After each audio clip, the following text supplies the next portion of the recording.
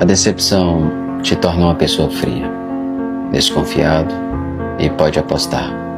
Dói não saber em quem confiar.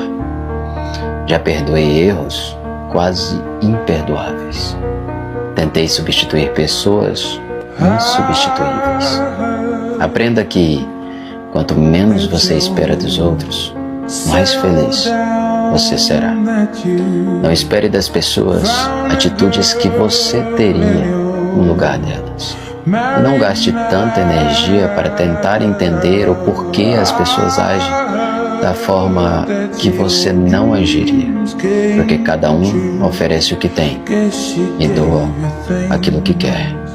Nem todos terão a mesma consideração, respeito, empatia e reciprocidade que você tem por eles. Portanto, para não se decepcionar, espere menos das pessoas e espere mais de Deus.